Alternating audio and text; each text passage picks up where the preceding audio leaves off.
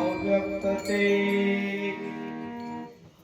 साधू संतांचं वचन आहे की ते म्हणजे निर्देशात्मक म्हटलं. पुराणामध्ये ज्याचं वर्णन केलं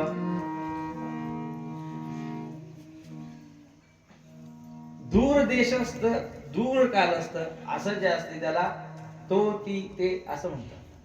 मग ते म्हणजे पुराणात ज्या साधू वर्णन केलं आहे 18 पुराणे चौवेदी जाण साई शास्त्री कारण 18 पुराणे हरिसी जाती. मग पुराण ज्याचं वर्णन करतात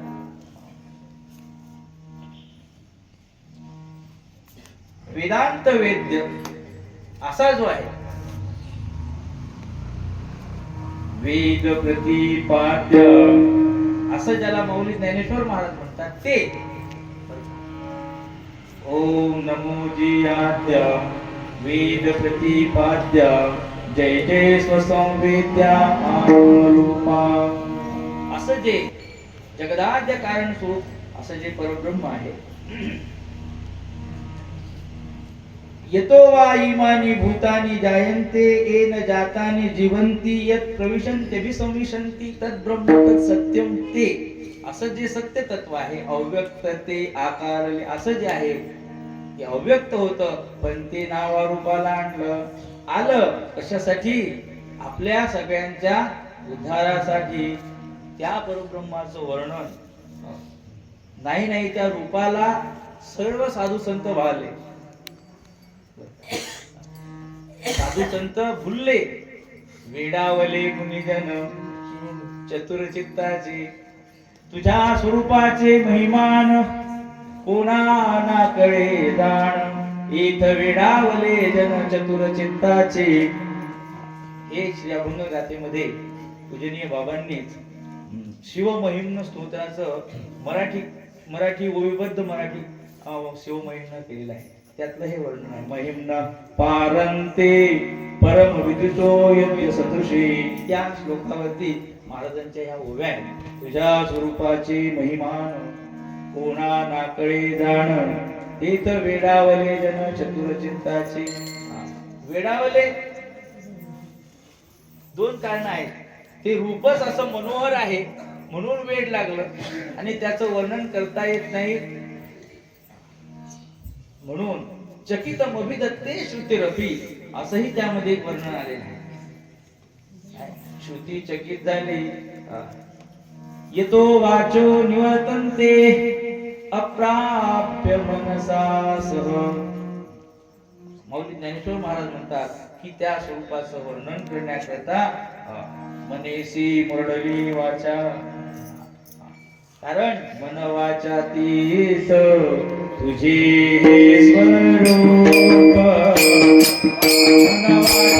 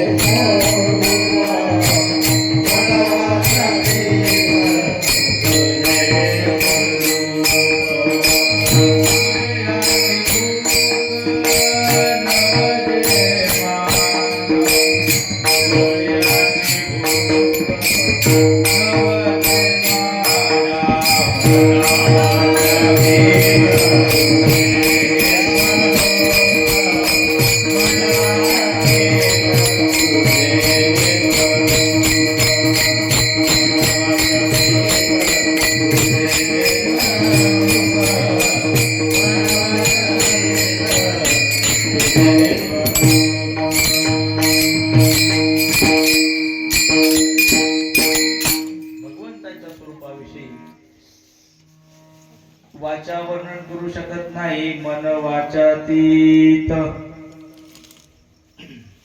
वाचा 5 प्रकारानं वर्णन करते, 5-6. नाम रूप संबंधो जाती क्रिया भेदो हाकारासीच प्रवादो वस्तुसे नाही. श्री ज्ञानेश्वर महाराज म्हणतात की आत्मवस्तूचं वर्णन, वस्तू शब्दाचा अर्थ आत्मवस्तू, परब्रह्म वस्तूचं वर्णन वाचा करू शकत नाही. कारण वाचा या गोष्टीचं वर्णन करते. नाव, काय नाव आहे, रूप कसं आहे, कसं म्हणजे गोरा आहे की काळा आहे, कर्पूर गौरम करुणावतारम, कर्पूर गौरम, गौर म्हणजे गोरा. रूप कसा आहे, स्वभाव कसा आहे, करुणावतारम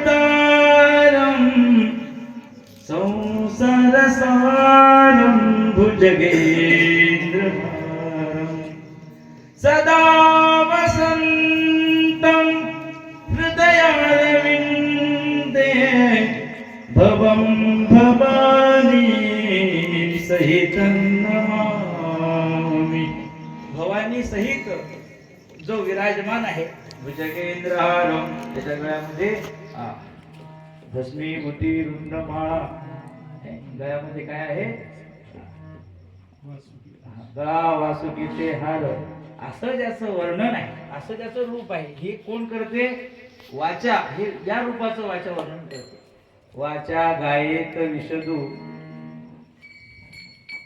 नाम रूपाचा संबंधो जाती क्रिया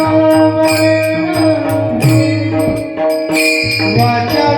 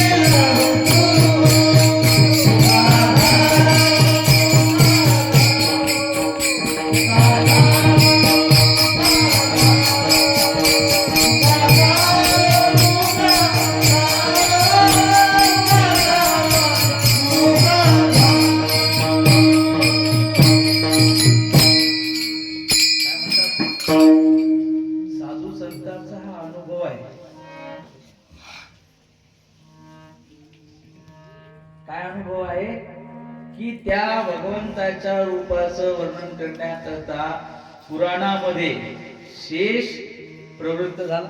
शेष ना, त्याला किती तोंड आहेत, शेषाला तोंड 1000 तोंड. शेषासारखे तोंडाळ येथे झाले म्हणे. त्याला बोलता कुठे येते, शेषाला बोलता येत नाही.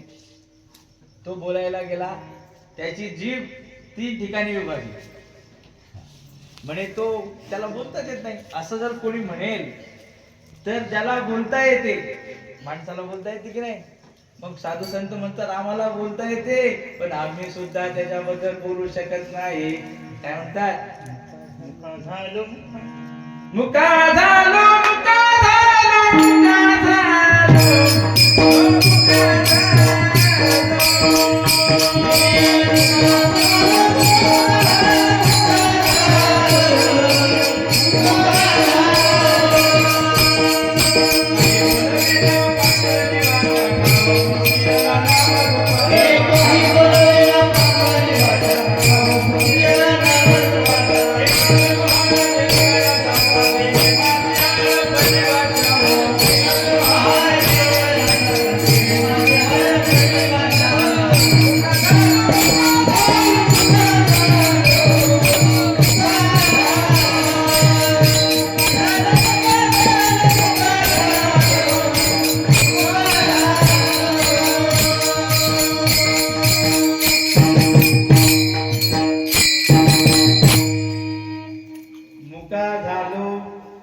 मुका झालो हा अभंग बाबांच्या गाथेतला पूजनीय गुरु श्री भगवान बाबांचा अनुभव. काय म्हणतात? मुका झालो वाचा गेली. काकड्यातला अभंग आपला. काकड्यात काय म्हणतात? मुका झालो वाचा गेली. शब्द थोडाफार बदल आहे, अनुभव एकच आहे. अनुभव एकच आहे. सगळ्या साधू संतांचा हीच अनुभूती आहे. परब्रह्म स्वरूपाचं दर्शन केलं, दर्शन केल्यानंतर वर्णन करावंच लागणार. साखर खाल्ली मग कशी होती हो,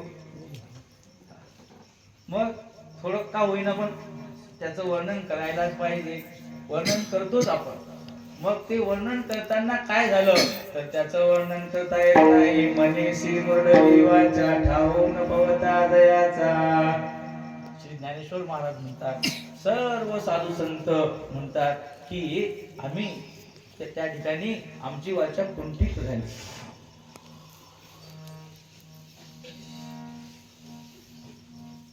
आता दुसरा अर्थ असा आहे की त्या रूपाला पाहिल्यानंतर ती मोहित झाली. साधू संत वेडावले मुनिजन किंवा मुग्ध झाले, मोहित झाले. काय रूप आहे हो त्याचं? दोन रूप सांगितले.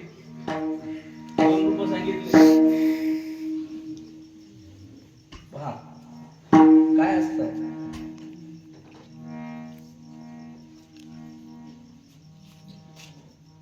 मांडणीची पद्धत आहे. हे गद्य स्वरूपात आहे. अभंग कसला आहे? आणि गद्यात आणि पद्यात अर्थ एकच आहे. पहा कसा आहे.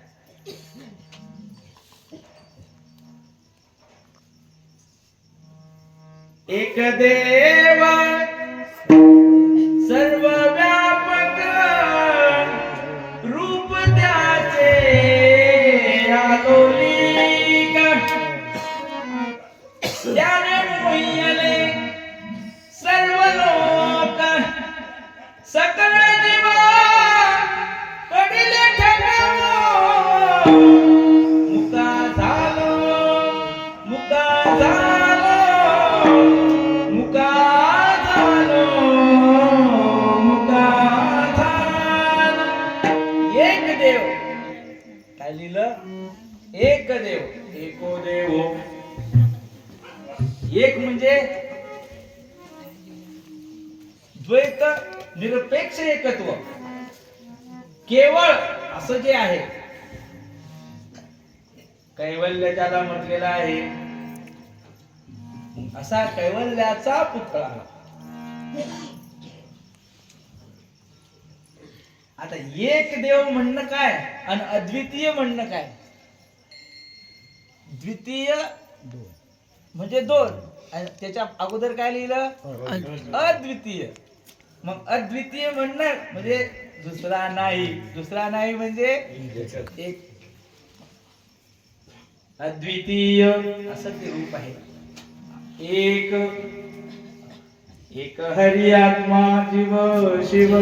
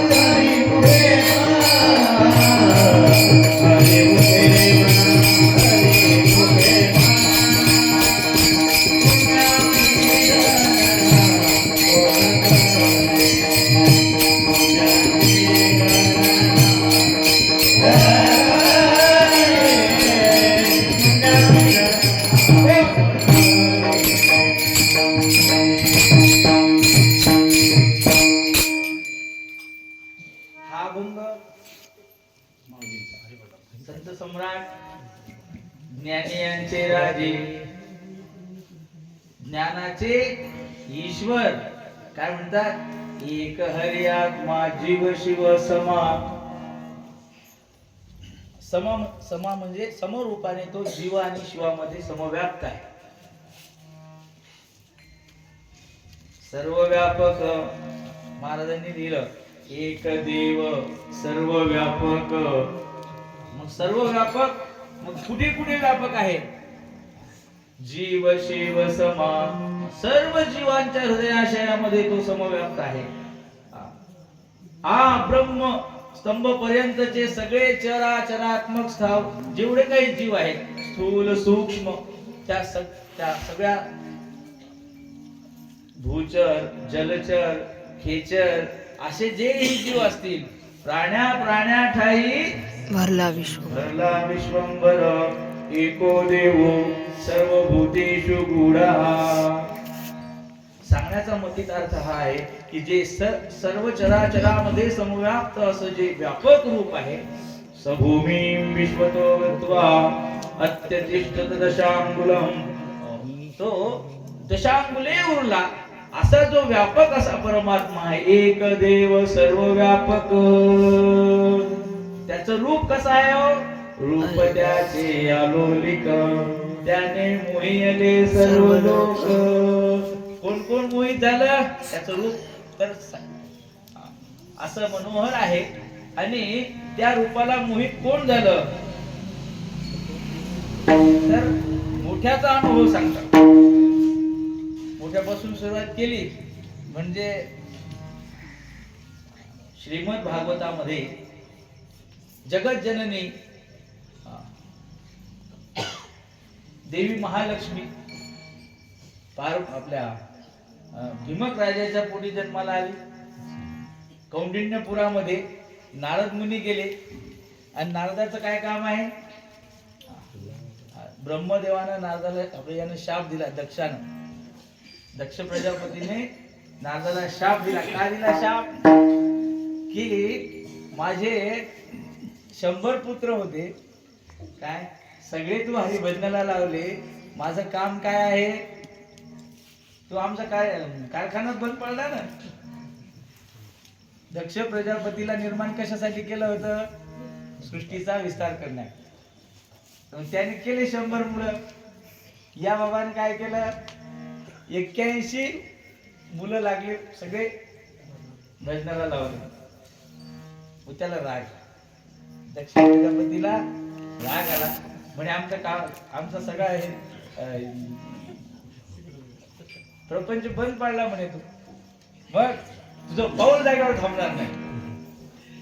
त्याचं पाऊल जागेवर थांबणार नाही, शाप जरूर दिला.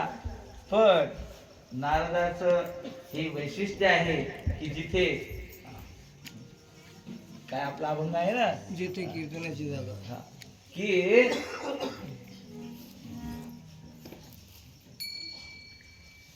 त्या शापाची बाधा त्याला कीर्तनामध्ये झाली नाही. काय शापाची बाधा, दक्षाचा जो शाप होता त्याची बाधा त्याला, नारदाला कुठे तासन तास नारद मुनी कीर्तन करत होते, पण त्याच्या शापाची बाधा त्याला झाली. दक्ष नारदाला क्रोधे बोले. सांगायचा अर्थ असा की नारद मुनी कधी वैकुंठात, कधी सत्यलोकात, कधी कैलासात, कधी मृत्यू लोकात, तर कधी पाताळात. ते सतत भ्रमंती. आणि त्यांचं भ्रमंती करत असताना काय, मुखामध्ये भगवंताचं नाव. मग भगवंताचं नाव, भगवंताचं कीर्तन. तिथे नारदांनी जावं आणि भीमक राजाच्या घरी जाऊन तिथे कीर्तन केलं. भीमकाच्या घरी कीर्तन केलं. काय कीर्तन केलं, भगवंताच्या रूपाचं वर्णन केलं की परब्रह्माचा नवे रूप ब्रह्माचा आविष्कारच जणू काही तो माझ्या गोकुळामध्ये नांदत आहे. नाही तर तो द्वारकेचा आता राजा आहे, असं वर्णन सुरुवातीलाच केलं. रूप ब्रह्माचा आविष्कार शब्द ऐकला, त्याचं रूप ऐकलं, त्या रूपाला ती देवी लक्ष्मी अर्थात नाव काय रुक्मिणी रुक्मिणी माता त्या ठिकाणी त्या भगवंताच्या रूपावर आसक्त झाली. श्रुत्वा गुणान् भुवन सुंदर शृण्वतान्ते. भागवतामध्ये हा श्लोकच आलेला आहे इथे की तुझ्या गुणाचं तुझ्या रूपाचं वर्णन तुझे ऐकिले गुणकीर्तन तेने झाले माझे मन बेभान. त्या रुक्मिणी पत्रिकेचं वर्णन श्री अभंग गाथेमध्ये पूजनीय बाबांनी केलेलं आहे. अगाहे भुवन सुंदरा मतींद्रिया गोचरा नमोजी तुझ परात्परा विश्वव्यापका. तुझे ऐकिले गुणकीर्तन तुझे गुणकीर्तन आम्ही ऐकलं. तुझ्या रूपाचं तव सत्य ज्ञानानंत कीर्ती कर्णविवळी झाली पैकी प्रविष्ट झाली सत्वर गती हृदयाशी. तुझा हा ज्ञान मकरंद करीत दुरिताचा भेद दरवळे हृदयामध्ये शुद्ध रूपपणे. हे सगळं भगवंताचं रूप तिने ऐकलं आणि ऐकून ती परब्रह्म त्या श्रीकृष्णाच्या रूपावर मोहित झाली. काय झाली? मोहित झाली. आणि मोहित होऊन तिनं मनोमनच त्या श्रीकृष्णाला आपला पती मानलं आणि त्या रुक्मिणीनं पत्रच दिलं. ते पत्र सुदेव नावाच्या ब्राह्मणाच्या हाती देऊन ते भगवंतापर्यंत पोहोचवलं. तो कथाभाग इथे सांगण्याचा अर्थ हा आहे की सगळ्यात आधी म्हणजे या भगवंताच्या रूपावर आसक्त झालेली रुक्मिणी माता काय संत सम्राट ज्ञानेश्वर महाराज यांच्याही अगोदर जगदाद्य शंकराचार्य हे पंढरपूरला गेले आणि शंकराचार्यांनी भगवंताचं रूप पाहिलं आणि त्या भगवंताचं रूप पाहून पहा शंकराचार्य आद्य शंकराचार्य शंकरम शंकराचार्यम असं ज्यांचं वर्णन आहे तो शंकराचार्य जगद्गुरु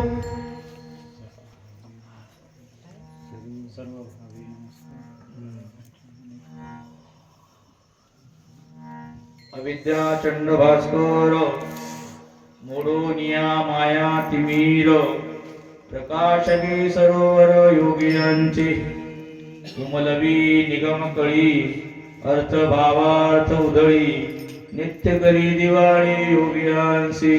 तो शंकराचार्य जगद्गुरु सर्व भावे नमस्कारो काया वाचा मनी धुरू. मग काया वाचा मनानं आम्ही त्या आचार्याला दंडवत करतो. असे हे जगदाद्य शंकराचार्य अद्वैत ज्ञानाचं त्या ठिकाणी प्रतिपादन करणारे पण त्या अद्वैत स्वरूपाचं वर्णन करणारे शंकराचार्य देखील भगवंताच्या या सगुण रूपाला पाहिलं आणि ते रूप पाहून मोहित झाले आणि मोहित होऊन त्या रूपाचं वर्णन करतात. विद्वास संनील मेघावभासं रमा मंदिरं सुंदरं चित्रकाशं वरं कृष्टिकायां समन्यस्तपादं परब्रह्मलिंगं अजं रुक्मिणी प्राण संजीवनन्तं परं धाम कैवल्यमेकं तुरीयं प्रसन्नं प्रपन्नाति देवदेवं परब्रह्मलिंगं भजे पाण्डुरङ्गं विडवार कुमार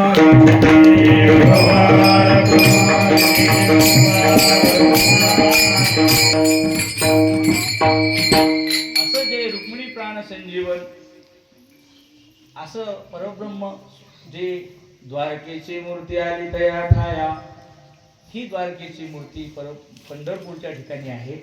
जे शंकराचार्यांनी वर्णन केलं महायोग पीठे हे सगळं वर्णन शंकराचार्यांनी केलं. मग ते वर्णन ऐकून जगद्गुरु तुकोबाराय सुद्धा त्या रूपावर आसक्त झाले आणि काय म्हणतात आवडे हे रूप गोजी रे सगुण आवडे हे रूप गोजी रे सगुण. त्या रूपाचं वर्णन ऐकून त्यांना सुद्धा काय वाटलं, जे वाटलं, जो अनुभव त्यांनी लिहिला.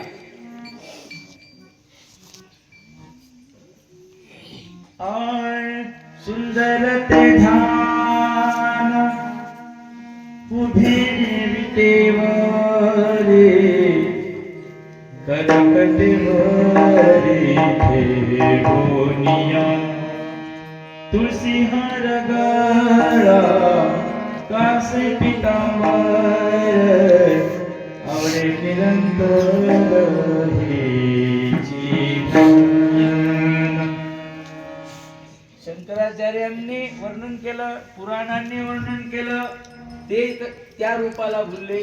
आणि जगद्गुरु तुकोबराय सुद्धा म्हणतात की माझं सुद्धा मन आता तिथून बाजूला येत नाही. आवडे निरंतर.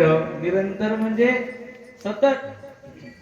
सतत म्हणजे सप्त्यापुरतं का नाही, मग रात्र जागृती स्वप्नी सुषुप्ती सर्वत्र सतत आम्हाला त्या रूपाच त्या ठिकाणी आसनी शयनी भूतावस्था जागता सगळ्या वेळेला आम्हाला तेच रूप आठवते, तेच आवडते. आवडे निरंतर हेच ध्यान, हेच ध्यान.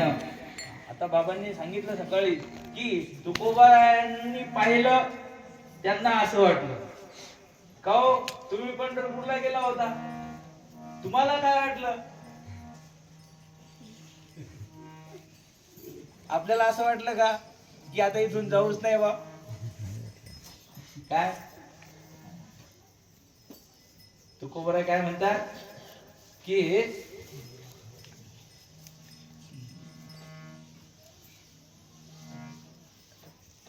सदा माझे डोळे जडो तुझी मूर्ती रखुमाईच्या पती सोयरिया.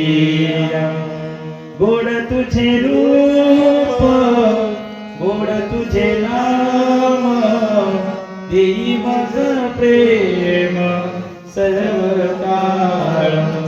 विठू माऊली हाची बर देई संचरो निराहे हृदयी माझ्या. तुका म्हणे न मागो अनेक तुझे पायी सुख सर्व आहे. तुझे पायी सुख हे तुकोबराय म्हणतात. आणि आपल्याला काय वाटते, घरच बरं आहे बाबा, लवकर महाराज आठवा काला झाला पाहिजे, संध्याकाळपर्यंत घरी गेलो पाहिजे. तुकोबरायांना वाटतं तुझे पायी सुख सर्व आहे. आणि आपल्याला काय वाटतं, याचा अर्थ साधू संतांनी त्या रूपाला पाहिलं, ते रूप कसं होतं, कुठल्या दृष्टीनं पाहिलं, अंतःकरणातला जो भाव आहे, भावयुक्त अंतःकरणानं त्या ठिकाणी त्या रूपाचं दर्शन साधू संतांना घडलं. ते त्यांनी पाहिलं. आणि ते पाहिल्यानंतर जे आतापर्यंत ऐकलं होतं हे झालं तुकोबरायापर्यंत. आता या सगळ्या साधू संतांनी हे सगळं वर्णन केलं.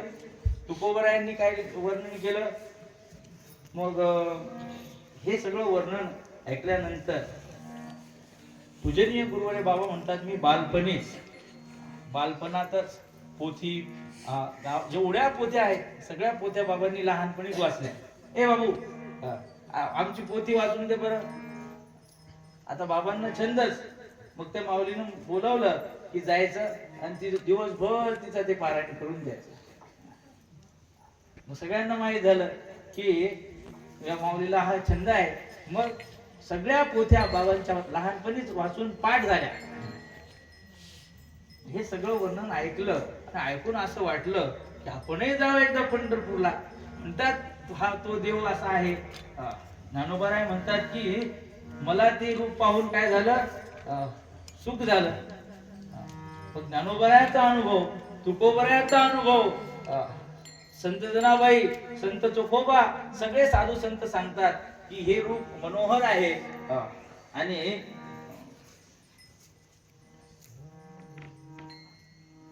मग त्या रूपाला आपणही पाहावं. याचीही अनुभूती घ्यावी म्हणून एकदा पंढरीला गेले. एवढे असताना दुसऱ्या तिसऱ्या वर्गात असताना पंढरीला गेले आणि गेल्यानंतर खूप पाणी पडलेलं होतं, खूप पाऊस, आणि एवढा सगळं पाऊस पडला. तेव्हा आताच्या सारखं काही नव्हतं. आता पायऱ्या केल्या, तेव्हा मंदिर पाण्यातच, पाण्यातच मंदिर. मग दर्शनाला जायचं, एवढा पूर आला, मग नावेतून बसून जायचं. नावेत बसून भगवंताच्या दर्शनात गेले, भगवंताच्या चरणावर डोकं ठेवलं आणि डोकं ठेवल्यानंतर साक्षात भगवंतानं, आता मला दोन अनुभव यामध्ये सांगायचे. जो पहिले आला तो माझ्या मनातलाच अनुभव आहे, अभंगातला दुसरा. मग भगवंताच्या चरणावर बाबांनी डोकं ठेवल्यानंतर त्या भगवंतांनी आपल्या दोन्ही हाताने बाबांना असं धरून, दंडाला धरून, दोन्ही बाही दंडाला धरून ठेवलं आणि आपल्या हातामध्ये असलेला जो शंख आहे तो शंख बाबाच्या गालाला. ना तरी मधुवनी ध्रुवासी.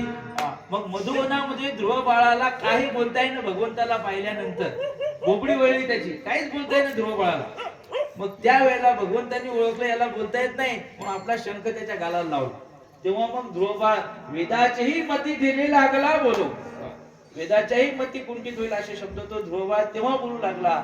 तसलाच अनुभूती बाबांना सुद्धा भगवंताच्या दर्शनाने त्या ठिकाणी भगवंताने बाबांच्या गालाला शंख स्पर्श केला. स्पर्श होनी शंख, शंख लावला. बोलविले मज आपुले निज भुज पांडुरंगे. माझे खरे काय आडलेची होते, मज हो श्रीमंती बोलविले. भगवंतांनी शंख गालाला लावला आणि सर्व प्रकारचं ज्ञान बाबांना त्या ठिकाणी, शंख ज्ञानाचं प्रतीक आहे, हे सगळं ज्ञान बाबांच्या हृदयामध्ये त्या ठिकाणी प्रविष्ट केलं. आणि त्या योगे ही प्रासादिक वाणीतून अभंग गाथा तयार झाली. मनाचं नाही, सुचलं म्हणून लिहिलं असं नाही, नाव गावं म्हणून लिहिलं असं नाही.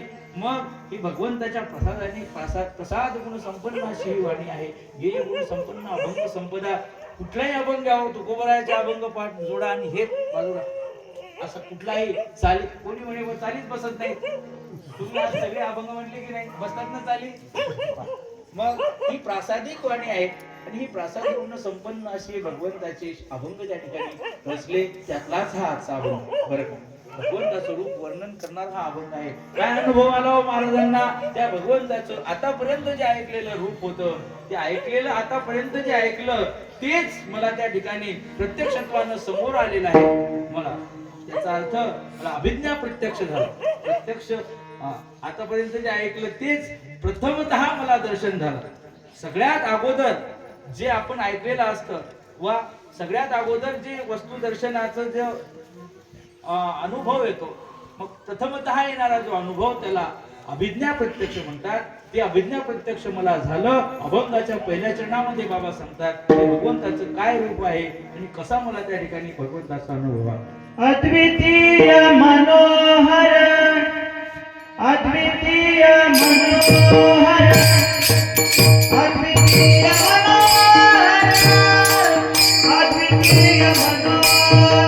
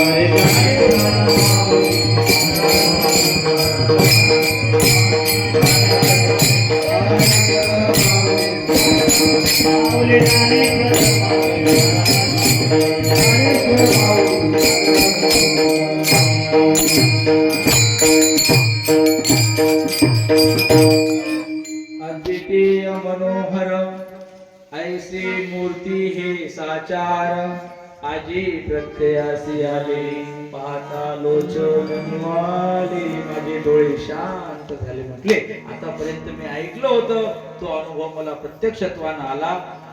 आणि तो प्रत्यक्षत्वाने आलेला जो अनुभव आहे ते दर्शन आहे. त्या दर्शनाने माझी काय झालं भाग गेला शीण गेला अवघा झाला आनंद. हा अभंग संत वाङ्मयातला आहे. काय म्हणतात देहभाव हरपला तुझ पाहता विठ्ठला. दुसरं भाग गेला शीण गेला अवघा झाला आनंद.